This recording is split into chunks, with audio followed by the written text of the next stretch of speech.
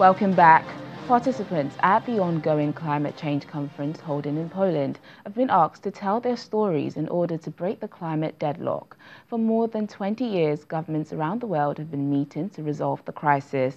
Last year in Germany, the Fijian government, being the president of the climate conference, introduced the Talanoa Dialogue, a traditional method of solving differences in the Pacific. Our correspondent, Ayola Kasim, reports from Poland. Where are we now? How do we want to go? And how do we get there? These are the three questions the Talanoa Dialogue seeks to answer. As ministers sit down to focus on the last question, scientists once again reiterate what is at stake. Every bit of warming matters. Every year matters. Every choice matters. The scientific community has delivered. Now it's up to governments to take the necessary action. In getting to 1.5 degrees centigrade world, there are many thorny issues the ministers must tackle.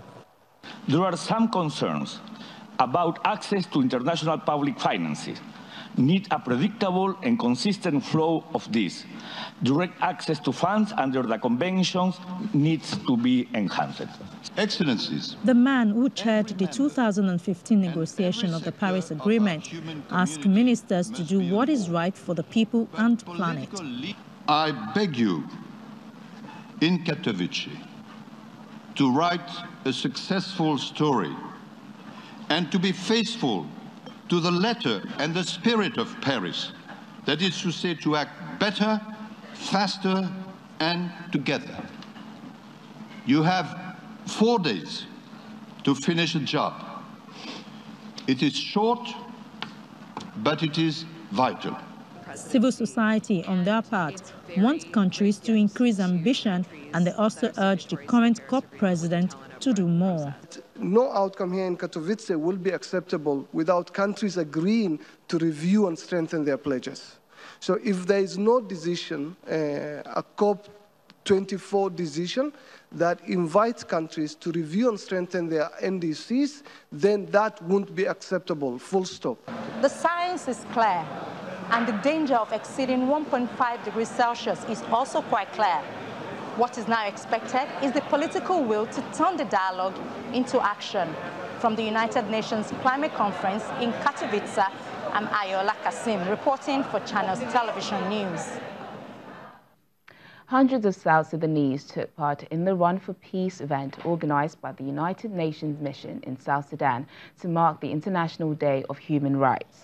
It was an unusual sight for commuters making their way around the city in the early morning rush as the runners sprinted alongside cars and boda-boda motorbikes. The head of the United Nations missions in South Sudan, David Sher, said peace and respect for human rights are the way the country can recover.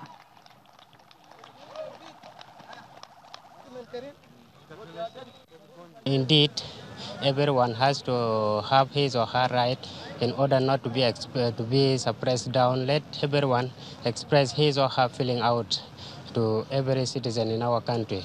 So I'm so happy for that, really. The only way that South Sudan is going to be able to recover is by having peace and respect for human rights. If respect for human rights is there, there's peace. If there's peace, it involves respect for human rights and people's ethnicities and their political persuasions, etc. So the two things go hand in hand. And so the question of us being involved here is not negotiable. We need to be here, and we need to be putting on events like this so that the word gets out. Kenya's Kakuma refugee camp hosted its 5th edition of Kakuma Got Talent, their take on the Got Talent TV show. The competition brings together some of the best singers, dancers and other artists from both the refugee and local communities. Take a look. A rare cloud of anticipation and excitement engulfed Kenya's Kakuma refugee camp as participants and spectators alike gathered for the 5th edition of Kakuma Got Talent. The 3-day talent search was organized by the Lutheran World Federation, or LWF, with support from UNHCR, the UN Refugee Agency. It brought together over 700 talented refugees and local residents who showcased their skills in music, dance, modeling, and comedy.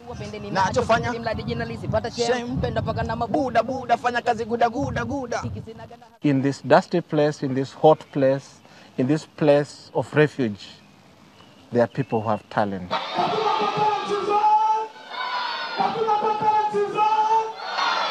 Conditions in the camp, a temporary home for 186,000 refugees from Somalia, South Sudan, and other states hit by war in East and Central Africa, are harsh. Rows of thatched or aluminium huts provide little respite from blistering year-round heat. I like to tell the world that as refugees here in camp, especially Kakuma, we didn't only come here so that we can run away from war. Even though we are here, we don't have that much of support, but we can show them that the youth who are here in the camp, they are the next generation, and we can do something. Other winners in various performance categories: male dance, cultural dance, comedy, fashion, music and photography received between $50 and $250. LWF, which manages refugee youth affairs in Kakuma, first organized the talent show in 2014 with the aim of engaging young people in constructive activities during school holidays. LWF has plans to support the winners through training and mentorship programs that will enable them earn a living through their talent. Well, that's it on the program today. Thanks for watching. I'm Teniola Shobowale.